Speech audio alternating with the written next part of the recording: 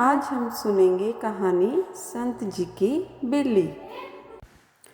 कुछ समय पहले की बात है कि एक संत अपने कुछ शिष्यों के साथ अपनी कुटिया में एक जंगल में रहा करते थे। वह रोज कुटिया के आंगन में लगे पेड़ के नीचे ध्यान किया करते थे।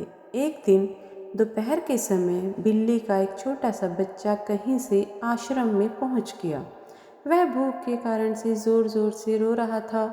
बाबा को यह समझने में देर नहीं लगी कि यह भूखा है, तो उन्होंने उसे खाने के लिए दूध और रोटी दी। लेकिन वह इसके बाद वहीं रहने लगा और आश्रम से जाने का नाम ही नहीं लेता। अब स्वामी जी ने बच्चे को आश्रम में ही पलने दिया, लेकिन बिल्ली का बच्चा स्वामी जी के साथ ही रहने लगा, जिससे उनको आगे काफ़ी दुविधाएं आने लगी।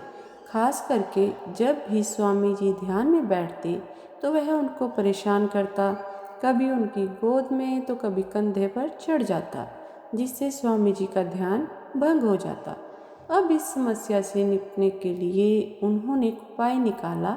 अब वह जब भी ध्यान में बैठते तो वह अपने शिष्यों को बिल्ली के बच्चे को आश्रम से बाहर एक पेड़ पर बांधने को कहते।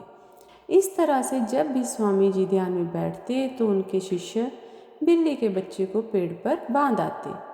इसी तरह यह सिलसिला चलता रहा और एक दिन स्वामी जी ने शरीर त्याग दिया।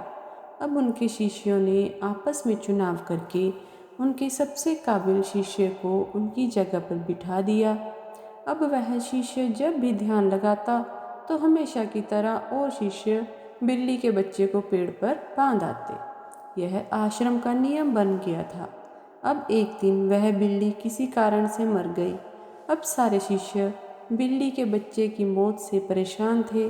सभी शिष्यों को एक बैठक बुलाई गई कि सभी यह कह रहे थे कि स्वामी जी तब तक ध्यान में नहीं बैठते थे जब तक बिल्ली को पेड़ से नहीं बांधा जाता था।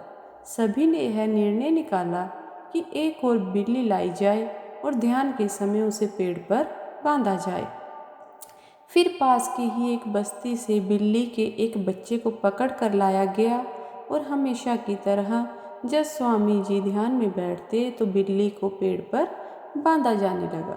इसी प्रकार से शिष्यों ने बिना सोचे समझे एक गलत फैसला लिया और एक और गलत अवधारणा को जन्म दिया और ना जाने कितने सालों तक यह सिलसिला जारी रहा। और अगर इसे किसी ने गलत ठहराने की कोशिश की तो वह कहते, यह परंपरा तो हमारे पुराने गुरु लोगों से चली आ रही है, यह गलत कैसे हो सकती है। चाहे जो हो जाए हम इसको नहीं छोड़ सकते। यह तो हुई इन शिष्यों की बात, लेकिन आज हमारे समाज में फैले ना जाने कितने अंधविश्वासों पर हम इसी तरह विश्वास कर लेते हैं और जब उन्हें छोड़ने की बारी आती है तो यह कहकर नकार देते हैं कि यह तो हमारे पुरखों से चली आई परंपरा है। दोस्तों, किसी भी बात पर तब तक विश्वास ना करो जब तक उसे अपने तर्क की कसौटी पर ना कस लो। जो चीज़ें प्रत्यक्ष दिखाई दे रही हों और जिससे किसी का अहित हो रहा हो तो उसे छोड़ने में कोई हिचकिचाहट नहीं होनी चाहिए। यही कोशिश करें कि किसी अंधविश्वास रूपी बिल्ली को बांधकर ना रखें। धन्यवाद।